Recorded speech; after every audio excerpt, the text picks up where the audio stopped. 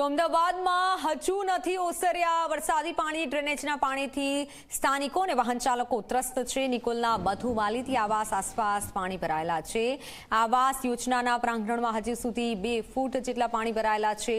દુકાનો અને મકાનોમાં ઘૂસેલા પાણીથી સમસ્યા વધી છે। સમસ્યાના નિવારણમાં એએમસી સદંતર નિષ્ફળ નીવડ્યું છે। અને આવા દ્રશ્યો જુઓ, ઝી24 કલાકની ટીમ પણ ત્યાં ઉપસ્થિત છે અને આપને આ દ્રશ્યો બતાવી રહ્યું છે। નિકોલના મધુમાલીથી આવાસના આ દ્રશ્યો છે। વરસાદ તો રોકાઈ ગયો છે પરંતુ હજુ સુધી પાણી નથી ઓસર્યા। 2 ફૂટ સુધી પાણી ભરાયેલા છે। એએમસી પોતાની કામગીરીમાં સદંતર નિષ્ફળ નીવડ્યું હોય તેવું આ દ્રશ્યો પરથી કહી શકાય। ડ્રેનેજના પાણીથી લોકો હવે પરેશાન થઈ ગયા છે। લોકોને અવરજવર માટે જે હાલાકી પડી રહી છે કારણ કે સોસાયટી બહાર જ આ રીતે પાણી ભરાયેલા છે, જેમાં એક ગાડી છે તે પણ ફસાયેલી જોવા મળી રહી છે, તો રિક્ષા પણ ફસાયેલી જોવા મળી રહી છે અને આટલા પાણીમાંથી જવા માટે લોકો મજબૂર બન્યા છે।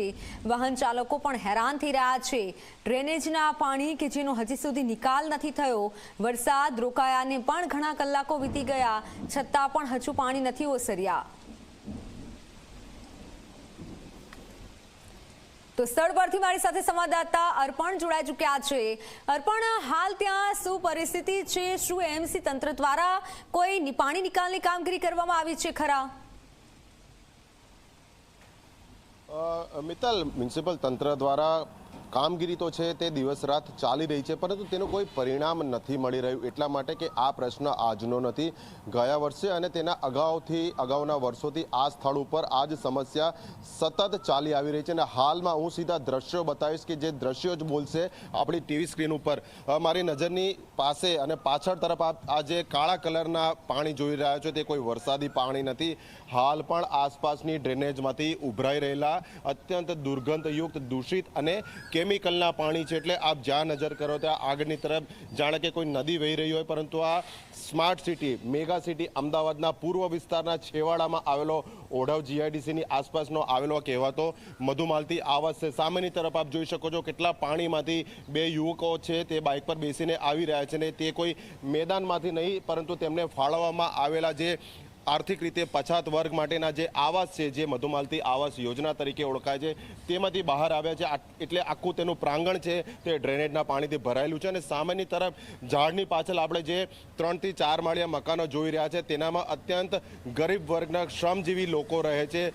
જે રીતે અતિ ભારે વરસાદ પરમ દિવસે રાત્રે પડ્યો અને વરસાદ બંધ થઈ ગયા, થોડા ઘણા પાણી શહેરમાંથી ઉતરી ગયા છે, પરંતુ આ વિસ્તારની વાત કરીએ તો આસપાસમાં આપ જ્યાં નજર કરો ત્યાં ફક્ત ને ફક્ત ડ્રેનેજના ઉભરાતા પાણી જોવા મળી રહ્યા છે। રોડની વચ્ચે પણ આપ જોઈ શકો છો હજી પણ ડ્રેનેજનું જે પાણી છે તે ફૂલ ફોર્સમાં બહાર આવી રહ્યું છે। સામેની તરફ જે દુકાન માલિક ઉભેલા છે તે થોડી ક્ષણ પહેલાં સુધી પોતાની દુકાનમાં ગઈકાલે જે ભરાયેલા પાણી હતા તેને ડોલ વડે બહાર ફેંકી રહ્યા હતા। બીજી તરફ બતાવો સામેની દિશામાં તો હજી પણ આપ જોઈ શકો છો બાઇકના અડધા ટાયર ડૂબે એટલા ડ્રેનેજના પાણીમાં જે વાહન ચાલકો આવી રહ્યા છે ને એ પણ જીવના જોખમ, એટલા માટે કે પાણીની નીચે ક્યાં કેટલા મોટા ખાડા મ્યુનિસિપલ કોર્પોરેશનના પાપે પડેલા છે તેનો કોઈ જ અંદાજ નથી। આપણે કેટલાક દ્રશ્યો પણ મોકલ્યા છે કે જ્યારે 2 બાઇક ચાલકો આવતા હતા અને તેમને અંદાજ નહોતો, તેઓ પડતા પાણીની વચ્ચે રહી ગયા, કારણ કે અમદાવાદ શહેરના માર્ગો પણ હવે એવા બની ગયા છે કે આપણે વાહન લઈને નીકળતા હોય તો આપણી નીચેનો રોડ ક્યારે બેસી જાય તેનો કોઈ ભરોસો નહીં હતો। આ બીજી તરફ જોઈ શકો છો શ્રમજીવી પરિવારના જે બાળકો છે તેમને મજબૂરી વર્ષ આ વિસ્તારમાંથી આવા પાણીમાંથી પસાર થવું પડી રહ્યું છે। તેમનો ગુનો એટલો છે કે તેઓ આ અત્યાર દૂરના પછાત વિસ્તારમાં રહી રહ્યા છે। આની જગ્યાએ શહેરનો કોઈ પોશ વિસ્તાર હોતો તો મ્યુનિસિપલ કોર્પોરેશનના વ્હાઇટ કોલર અધિકારીઓનું મોટું ઝુંડ અને ભાજપના નેતાઓનું મોટું ટોળું અહીંયા પોતે આવી ચડ્યું હતું, પરંતુ આ ક્યાંક એમની મતદાર યાદીમાં તેમના મતદાનના સ્વાર્થમાં નહીં આવતા હોય એટલા માટે જાણે કે તેમને ભગવાન ભરોસે મૂકી દેવાયા છે। થોડા કડક શબ્દોનો પ્રયોગ કરું છું, પરંતુ આ વાસ્તવિકતા છે, કારણ કે ગયા વર્ષે આ જ પરિસ્થિતિ અહીંયા હતી ત્યારે પણ ભાજપના નેતાઓ આવ્યા હતા, મોટા વાયદા કર્યા હતા કે આવતા ચોમાસા સુધીમાં વરસાદી પાણીના ડ્રેનેજના પાણીની સમસ્યાની અહીંયા હલ કરી દેવાશે, પરંતુ હજી સુધી કોઈ જ કામ નથી થયું। પરિણામે 5 કરતાં પણ વધુ હેવી ડી વોટરિંગ પંપ જેને કહેવાય છે કે જે ભરેલા પાણીનો નિકાલ કરે છે, એટલે અહીંયાથી ખેંચીને ફક્ત બહારની તરફ રોડ ઉપર નાખવામાં આવી રહ્યા છે। કોઈ કાયમી હજી સુધી ઉકેલ નથી આવ્યો। આ જ મામલે ગઈકાલે મ્યુનિસિપલ કોર્પોરેશનના ડેપ્યુટી કમિશનરને મેં પોતે પ્રશ્ન કર્યો તો તેમને પોતે સ્વીકાર્યું રહ્યું છે કે હજી કેટલાક ટેકનિકલ અને વહીવટી પ્રશ્નો છે કે જે આ સમસ્યાના નિવારણમાં બાધારૂપ બની રહ્યા છે. એટલે મિત્તલ, આ વર્ષે તો દૂર, હજી આવતા વર્ષે પણ ક્યાંક આવા દ્રશ્યો ફરી એકવાર આ વિસ્તારમાં જોવા પડે તો નવાઈ નહીં. જી બિલકુલ અર્પણ, આભાર માહિતી બદલ. ત્યારે આપણે આ દ્રશ્યો જોયા જે અમારા સંવાદદાતાએ બતાવ્યા કે હાલ ત્યાંની શું પરિસ્થિતિ છે. જો આવી જ પરિસ્થિતિ રહી તો રોગચાળો ફેલાઈ શકે છે. જોકે કંઈ વાત નવાઈ નથી, કારણ કે ગયા વર્ષે પણ આવા દ્રશ્યો જોવા મળ્યા હતા. ત્યારે મોટા વાયદા કરવામાં આવ્યા હતા, પરંતુ તે વાયદા પોકળ સાબિત થયા છે.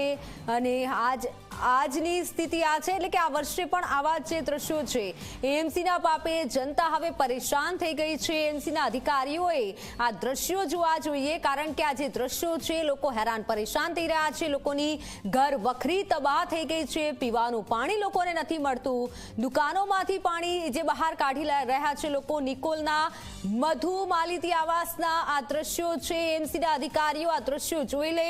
અમદાવાદ જેવો આપણે સ્માર્ટ સિટી અમદાવાદને કહીએ છીએ, આ સ્માર્ટ સિટીમાં આ દ્રશ્યો છે તે ખરેખર ઘણું બધું કહી જાય છે. અને હવે કામગીરી થવી જોઈએ. આ ઘરના મેં ખાટલા ઉપર ખાટલા ચરાઈને બધો સામાન મૂકીએ. શું હાલત છે? બધું તને છે. ઘરમાં છોકરાઓ, અનાજ બધું ગયું. છોકરાઓ ખાટલા પર ખાટલા પર. કોઈ આવ્યું છે પૂછવા તમને? કોઈ નહીં. ત્યાં ફેરી કોઈ નહીં આવ્યું. બધું તને છે અમારું.